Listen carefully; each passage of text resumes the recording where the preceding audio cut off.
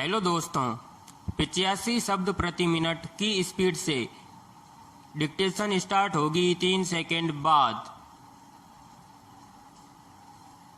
Start.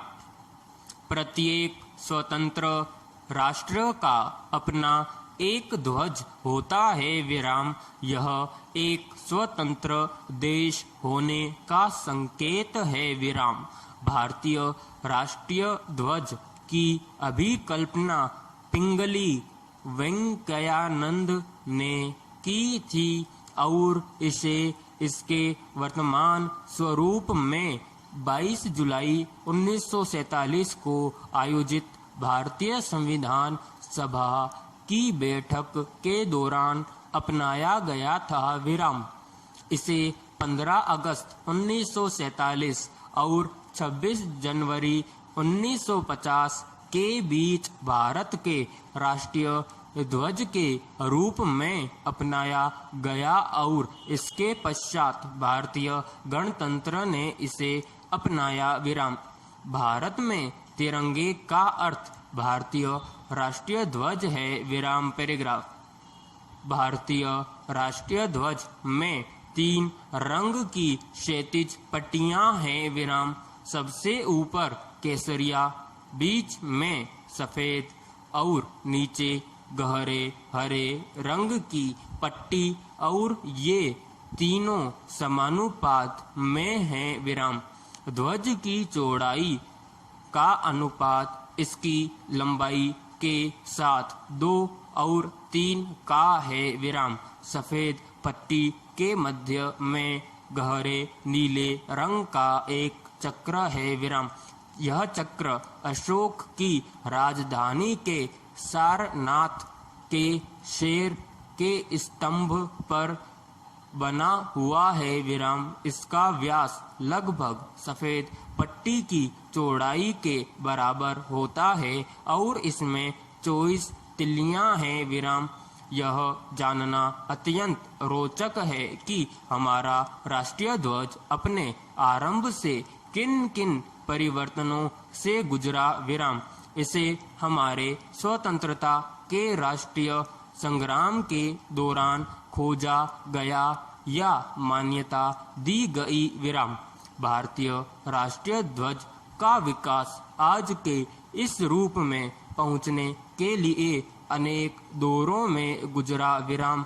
हमारे राष्ट्रीय ध्वज के विकास में कुछ ऐतिहासिक पड़ाव भी हैं विराम। प्रथम राष्ट्रीय ध्वज 7 अगस्त 1906 ग्रीन पार्क कलकत्ता में फहराया गया था, जिसे अब कोलकाता कहते हैं विराम।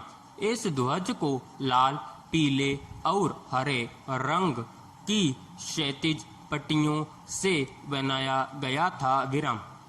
द्वितीय ध्वज को पेरिस में मैडम कामा और 1907 में उनके साथ निर्वासित किए गए कुछ क्रांतिकारियों द्वारा फहराया गया था।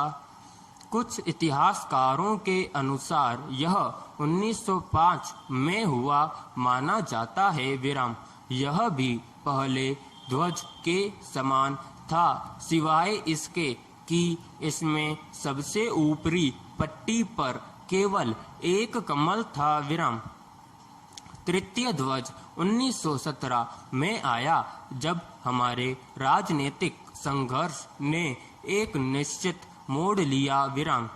इस ध्वज में 5 लाल और 4 हरी क्षैतिज पट्टियां एक के बाद एक और सप्तऋषि के अभिविन्यास में इस पर बने 7 सितारे थे विराम पैराग्राफ।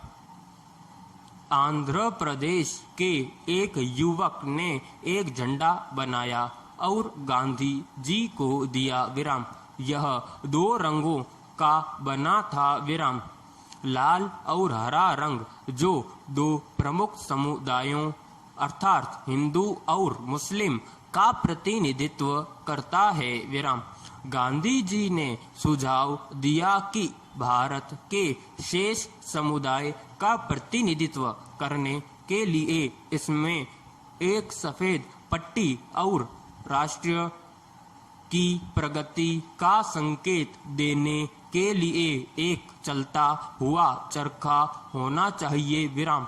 वर्ष 1931 ध्वज के इतिहास में एक यादगार वर्ष है विराम।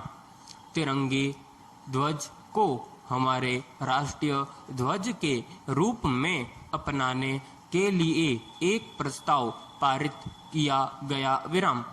यह ध्वज जो वर्तमान स्वरूप का पूर्वज है, केसरिया, सफेद, हरा और मध्य में गांधी जी के चलते हुए चरखे के साथ था विराम। 22 जुलाई 1947 को संविधान सभा ने इसे मुक्त भारतीय राष्ट्रीय ध्वज के रूप में अपनाया विराम। स्वतंत्रता मिलने के बाद इसके रंग और उनका महत्व बना रहा विराम। केवल ध्वज में चलते हुए चरखे के स्थान पर सम्राट अशोक के धर्म चक्र को दिखाया गया विराम। समाप्त। अगर अभी तक आपने YouTube चैनल को सब्सक्राइब नहीं किया है तो तुरंत सब्सक्राइब करें। धन्यवाद।